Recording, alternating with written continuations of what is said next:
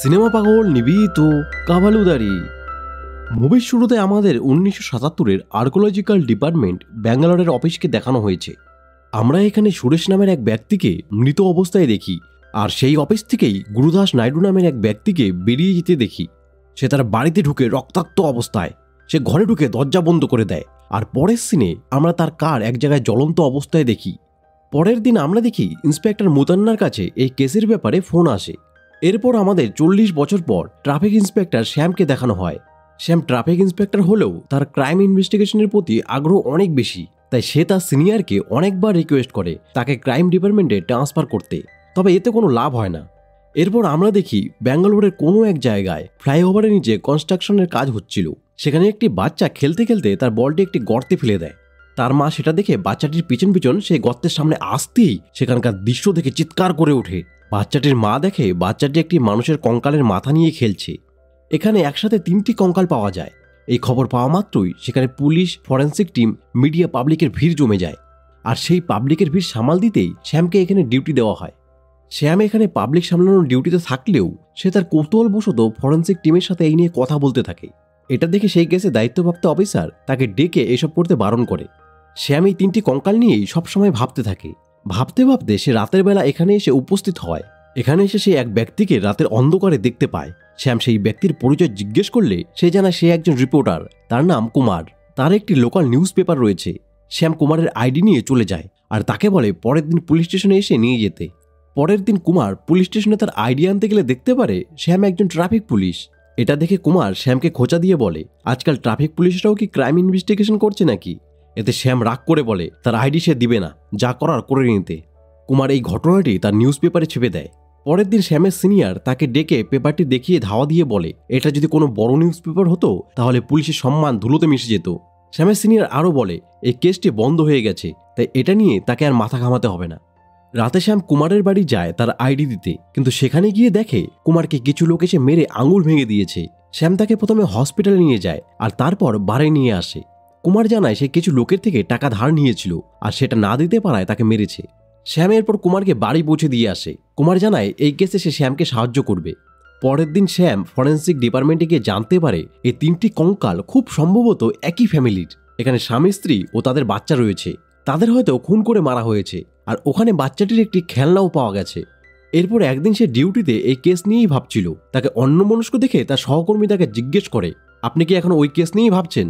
1975 থেকে 80-তে এমন অনেক লোক নিখোঁজ হয়েছিল, তাদের মধ্যে কেউ হবে হয়তো, এত ভাববেন না। শ্যাম তার এক বন্ধুর সহায়তায় 1975 থেকে 80 সব মিসিং কেসের ফাইল নিয়ে আসে। সে সবগুলো ফাইল দেখছিল আর সেখানে একটি কেসের সাথে 3টি কঙ্কালে সে মিল খুঁজে পায়। কেসটি ছিল 1977-এ ব্যাঙ্গালোরের আর্কোলজিক্যাল ডিপার্টমেন্টের কর্মী সুরেশের খুন, যেটা আমরা এই মুভির শুরুতে দেখেছিলাম। 1977-এ বিজয়নগর এম্পায়ারের কিছু ধন সম্পদ তারা খুঁজে পায়। সেটি পরের দিন হায়দ্রাবাদ পাঠাবার কথা ছিল, কিন্তু নাইডু জানায় শহরে রাজনৈতিক অশান্তি চলছে, তাই সেটা 2 দিন পর পাঠাবে। আর সেই রাতেই সুরেশ খুন হয় আর তার সহকর্মী নাইডু পুরো পরিবার সহ নিখোঁজ। নাইডুর পুড়ে যাওয়া গাড়ি থেকে একটি চাকু উদ্ধার হয়, যেটা দিয়ে সুরেশকে খুন করা হয়েছিল। পুলিশ নাইডুর বাড়ির রান্নার মহিলা থেকে জানতে পারে পরের দিন সকালে দেখে তারা দরজা খুলছে না, তাই সে বাড়ির আরেকজন কাজের ছেলে বাবলুকে নিয়ে ঘরে ঢুকে দেখে ঘর খালি, জিনিসপত্রও নেই। বাবলুও জানায় আগের দিন নাইডুর স্ত্রী বাবলুকে সুটকেস এনে দিতে বলেছিল, কারণ সে তার গ্রামে যাবে। ওয়াচম্যান জানায় নাইডু বাড়িতে আসে নিজে গাড়ি চালিয়ে, তার কাপড়ে রক্ত লেগেছিল। তাড়াতাড়ি করে ঘরে ঢুকে দরজা বন্ধ করে দেয়। রাতে কারেন্ট চলে গেছিল, তখন সে দরজা ধাক্কা দিলে কেউ একজন পিছন থেকে তাকে মেরে অজ্ঞান করে দেয়। ড্রাইভার ফার্নান্ডেজ জানায় নাইডু তাকে বলেছিল বাড়িতে চলে যেতে, তাই সে চলে গেছে। এসব প্রমাণ দেখে পুলিশ মনে করে নাইডু সুরেশকে খুন করে তার পুরো ফ্যামিলি নিয়ে পালিয়ে গেছে, তাই তারা কেসটি বন্ধ করে দেয়। কিন্তু অবাক করা বিষয় হলো সেই কেসের ইনভেস্টিগেশন অফিসার মুতান্না 8 বছর পর আবার সেই কেস রিওপেন করেছিল। তাই শ্যাম মুতান্নাকে খোঁজার চেষ্টা করে। সে মুতান্নাকে খুঁজে বার করে রাতে তার বাড়ি যায়, কিন্তু মদ্যপ মুতান্না শ্যামকে দেখে গুলি চালায়। শ্যাম অজ্ঞান হয়ে যায়। শ্যামকে সে ঘরে নিয়ে যায়। জ্ঞান ফেরার পর শ্যাম মুতান্নাকে কেসের কথা বলে, কিন্তু মুতান্না কিছু শুনতে রাজি হয় না। শ্যাম মুতান্নাকে কেসের ফাইল দিয়ে আসে এবং বলে তাকে সাহায্য করতে। পরের দিন মুতান্না শ্যামের সাথে দেখা করতে আসে। শ্যাম তাকে জিজ্ঞেস করে 8 বছর পর কেসটি আবার ওপেন করেছিলেন কেন? এটা তো পরিষ্কার যে নাইডু সুরেশকে খুন করে পালিয়ে গেছিল পরিবারের সাথে। এবার মুতান্না তাকে কিছু কথা বলে। মুতান্না জানায় সব পুলিশের জীবনেই কিছু কিছু কেস থাকে যেটাকে সে ভুলতে পারে না। এই কেসটাও তার জন্য এমনই। 1977-এ ইনভেস্টিগেশন শুরু করার পর সে নাইডুর ঘরে একটি প্রেসক্রিপশন পায়, যেটায় কোনো ডাক্তারের নাম লেখা ছিল না। তাই সেটা নিয়ে সেই সময় সে বেশি দূর এগোতে পারেনি, কিন্তু তার মনে সব সময় এটা ছিল। 8 বছর পর সে একদিন একটি কেসেই এক ডাক্তারের প্রেসক্রিপশনের সাথে নাইডুর বাড়ি সেই লেখার মিল পায়। সে ডাক্তারের থেকে জানতে পারে সেই রাতে নাইডু একজন মানুষকে রাস্তা থেকে তুলে এনে এখানে ভর্তি করে প্রাণে বাঁচিয়েছিল। এর জন্য তার কাপড়ে রক্ত লেগেছিল। মুতান্না বলে, যে মানুষকে বাঁচায় সে মানুষকে খুন করতে পারে না। এখানে অন্য কোনো ব্যক্তি জড়িত আছে, আর 3টি কঙ্কাল নাইডুর পরিবারেরই। এরপর শ্যাম মুতান্নাকে জিজ্ঞেস করে, এই কেসের কোনো ফাইল আছে আপনার কাছে? মুতান্না বলে হ্যাঁ, আর সে শ্যামকে তার ইনভেস্টিগেশন ফাইল দিয়ে দেয়। পরদিন সকালে কুমার শ্যামকে ফোন করে বলে একটি ক্লু পেয়েছে, তাই শ্যাম যাতে কুমারের সাথে দেখা করে। শ্যাম রাতে কুমারের অফিসে যায়, কিন্তু সেখানে সে ছিল না। সে তার বাড়িতেও যায়, সেখানেও কুমার ছিল না। কুমারের মেয়ে প্রিয়ার থেকে শ্যাম জানতে পারে গতকাল রাতে কুমার বলেছিল অ্যাক্ট্রেস মাধুরীর ইন্টারভিউ নিবে এই কেসের জন্য। এটা শুনে শ্যাম অবাক হয়ে যায়, এত পুরনো কেসের সাথে মাধুরীর কি কানেকশন থাকতে পারে। সে মাধুরীর কথা মুতান্নাকেও জানায়, এই কেস ইনভেস্টিগেশন করার সময় মাধুরীর নাম এসেছিল নাকি। মুতান্না জানায় না, এত পুরনো কেসে মাধুরীর নাম আসবে কি করে। এরপর শ্যাম মাধুরীর সাথে দেখা করতে তার বাড়িতে যায়, কিন্তু সেখানে গিয়ে সে মাধুরীর আচরণ দেখে ওখান থেকে চলে আসে। পরের দিন শ্যাম টিভিতে দেখতে পারে গতকাল রাতে মাধুরীর মৃত্যু হয়ে গেছে, তবে তাকে কেউ খুন করেছে নাকি অন্যভাবে মারা গেছে সেটা এখনো পরিষ্কার না। শ্যাম তার বন্ধু যে অফিসার মাধুরীর কেসে দেখছিল তাকে জানায় সে গতকাল মাধুরীর সাথে দেখা করতে গিয়েছিল। এরপর শ্যামের কাছে প্রিয়ার ফোন আসে। শ্যাম হসপিটালে গিয়ে দেখে গতকাল রাতে কুমারকে কিছু লোক মারে। শ্যাম বাড়ি গিয়ে মুতান্না দেওয়া ফাইলে বিজয়নগর এম্পায়ারের কিছু গয়নার ছবি দেখছিল। তখনই একটি নেকলেস দেখে তার সন্দেহ হয় এটা সে কোথাও দেখেছে।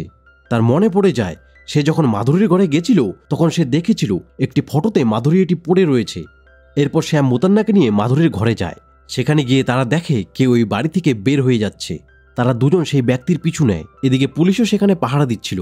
পুলিশ শ্যাম ও মুতান্নার গাড়ির পিছু নেয়। তারা দুজন কোনোভাবে পুলিশের চোখ ফাঁকি দিয়ে সেই ব্যক্তির পিছন পিছন একটি গ্যারেজের সামনে এসে পৌঁছায়। শ্যাম তাকে ধরতে যেতে থাকলে মুতান্না তাকে বাধা দিয়ে বলে, আমাদের একে দরকার নেই, একে যে কন্ট্রোল করে তাকে দরকার। এরপর তারা সারা রাত সেখানে অপেক্ষা করে। সকালবেলা গ্যারেজ থেকে সেই ব্যক্তি বের হয়ে একটি রিসোর্টে যায়। সেখানে একটি পলিটিক্যাল প্রেস কনফারেন্স হচ্ছিল। শ্যাম ও মুতান্নাও সেই রিসোর্টে গিয়ে পৌঁছায়। তারা আলাদা আলাদা হয়ে খুঁজছিল। মুতান্না খুঁজতে খুঁজতে একটি গাছের সামনে এসে দাঁড়ায়। শ্যাম তার সামনে আসলে সে বলে এটা সেই জায়গা যেখানে নাইডুর গাড়ি চালানো হয়েছিল। মুতান্না বলে আমাদের জানতে হবে এই জায়গাটির মালিক কে। শ্যাম তখনই কুমারের সাথে দেখা করতে হসপিটাল যায়। কুমার শ্যামকে বলে ক্লু হলো সেই নেকলেসটি, এটি মাধুরীকে এক ব্যক্তি দিয়েছিল। আর এদিকে মুতান্না একজন ওয়েটারকে থাপ্পড় মেরে জিজ্ঞেস করে তোমার মালিককে ডেকে নিয়ে আসো। মাধুরীকে যে নেকলেস দিয়েছিল আর ওই রিসোর্টের মালিক একজনই, সে হলো কর্ণাটকের হবু মুখ্যমন্ত্রী মাইলুর শ্রীনিবাস রাও। শ্যাম শ্রীনিবাস রাওয়ের গ্রামের বাড়িতে যায়। সেখানে গিয়ে সে তার ঘরে খ্রিস্টান ধর্মের সাথে সম্পর্কিত কিছু জিনিস খুঁজে পায়। এটা মুতান্নিকে ফোনে জানায়। মুতান্না এটা শুনে অবাক হয় যে শ্রীনিবাস রাও তো হিন্দু, কিন্তু তার ঘরে এসব পাওয়ার কারণ কি। মুতান্না নাইডুর কেসের সাথে মিলিয়ে দেখে ওখানে তো খ্রিস্টান শুধু দুজন ছিল, ড্রাইভার ফার্নান্ডেজ আর ক্লার্ক সেবেস্তিয়ান। এরপর সে রিসোর্টের ভিতরে গিয়ে শ্রীনিবাস রাওকে ফার্নান্ডেজ বলে ডাক দেয়। এতে শ্রীনিবাস রাও তার দিকে তাকায়। তার তাকানো দেখে মুতান্না বুঝে যায় শ্রীনিবাস রাওই ফার্নান্ডেজ। এটা সে শ্যামকে ফোন করে জানায় এবং বলে আমার চিন্তা তুমি করো না, তুমি তোমার রিপোর্টার বন্ধুর প্রাণ বাঁচাও। এরপর 3 জন ব্যক্তি মুতান্নার কাছে আসে তাকে মারতে। মুতান্না তাদের মধ্যে একজনকে মেরে দেয়, কিন্তু বাকি 2 জন মুতান্নাকে আটকে দেয়। এরপর সেখানে ফার্নান্ডেজ আসে এবং তার কাহিনী মুতান্নাকে বলতে শুরু করে। ফার্নান্ডেজ জানায় সে খুব গরিব ছিল, অনেক খাটনি করার পরেও তার সংসার কোনো মতে চলছিল। একদিন সে গাড়িতে নাইডু ও সুরেশকে সেই গুপ্তধন সম্পর্কে কথা বলতে শুনে, যার দাম ছিল তখনকার দিনে 80 লাখ। তাই সে সুরেশকে চাকু দিয়ে খুন করে। এরপর নাইডুর পরিবারকে মেরে পুঁতে দেয় এবং তার গাড়ি জ্বালিয়ে দেয়। নাইডুর পরিবারকে মারতে সাহায্য করেছিল বাবলু। বাবলুকে সে টাকার লোভ দেখিয়ে বলে নাইডুর পরিবারকে ঘুমের ওষুধ খাইয়ে তারা গয়না নিয়ে চলে যাবে। সে বাবলুকে ওষুধ দেয়। বাবলু সেটা তাদের খাবারের সাথে মিশিয়ে দেয়, কিন্তু আসলে ওটা ঘুমের ওষুধ ছিল না, ওটা ছিল বিষ। বাচ্চাটি মারা যেতেই বাবলু কাঁদতে থাকে। সে বলতে থাকে এটা আমি কি করলাম। ফার্নান্ডেজ বাবলুকে ভয় দেখায় যে তুই এই বাচ্চাটিকে মেরেছিস। যেহেতু বাবলু ছোট ছিল তাই সে ভয়ে চুপ হয়ে যায়। ফার্নান্ডেজ বলে সে বাবলুকেও মেরে ফেলতো, কিন্তু সে ভেবেছিল বাবলুকে দিয়ে আরও কিছু কাজ করাবে। সে বলে বাবলুর অবস্থা এখন খুব খারাপ, আর সে একজন গরিব রিপোর্টার, আর সে আর কেউ নয়, সে হলো কুমার। এদিকে শ্যাম কুমারকে বাঁচাবার জন্য তাকে একটি অরফানেজে রাখে। ফার্নান্ডেজ চলে যাওয়ার পর একজন ব্যক্তি মুতান্নার কাছে এসে তাকে গুলি করে। তখনই সেখানে শ্যাম এসে সেই লোকটিকে গুলি করে মেরে ফেলে। শ্যাম মুতান্নাকে হসপিটালে নিয়ে যেতে থাকে, কিন্তু রাস্তায় সে মারা যায়। এরপর সে কুমারের অফিসে যায়, আর সেখানে গিয়ে সে একটি ঘড়ি পায় যেটা নাইডু গিফট করেছিল বাবলুকে। শ্যাম বুঝে যায় কুমারই বাবলু, আর নাইডুর ফ্যামিলির মৃত্যুতে তার হাত রয়েছে। এরপর শ্যাম শ্রীনিবাসের কাছে গিয়ে একটি ডিল করে, সে কুমারকে মারবে আর তার বদলে তাকে ক্রিমিনাল ডিপার্টমেন্টে ঢুকিয়ে দিতে হবে। শ্রীনিবাস এতে রাজি হয়ে যায়। শ্যাম কুমারকে শ্রীনিবাসের কাছে নিয়ে আসে। সুযোগ বুঝে কুমার শ্রীনিবাসের খাবারে বিষ মিশিয়ে তাকে মেরে ফেলে। এটা শ্যাম আর কুমারেরই প্ল্যান ছিল। যাওয়ার সময় রাস্তায় শ্যাম কুমারের দিকে বন্দুক দেখিয়ে বলে নিজের অপরাধ স্বীকার করে নিতে, আর এখানে আমরা জানতে পারি অ্যাক্ট্রেস মাধুরীর মৃত্যুর পিছনে কুমার দায়ী। মাধুরী ইন্টারভিউ দিতে রাজি হচ্ছিল না, তাই ধাক্কাধাক্কি দেশে মারা যায়। এরপর কুমার শ্যামকে জানায় সে বাবলু। এরপর আমরা দেখি কুমার মারা গেল। আসলে সে আগে থেকেই বিষ খেয়ে নিয়েছিল, কারণ সে তার মেয়েকে মুখ দেখাতে পারবে না। এসব কথা শ্যাম প্রিয়াকে জানায়। প্রিয়া শ্যামকে বিয়ে করতে রাজি হয়। এরপর আমরা আরও একটি সত্য জানতে পারি। আমরা বুঝতে পারি শ্যাম কেন নাইডুর কাছে এত আগ্রহী ছিল। আসলে সে রাতে নাইডু যে লোকটিকে বাঁচিয়েছিল সে শ্যামের বাবা ছিল। এই ছিল কাভালুদারি মুভির গল্প। আমার এক্সপ্লেনেশন তোমাদের কেমন লাগলো কমেন্ট করে জানিও। যদি আমার ভিডিও তোমাদের ভালো লাগে তাহলে অবশ্যই আমার চ্যানেলটি সাবস্ক্রাইব করে দিও। ধন্যবাদ।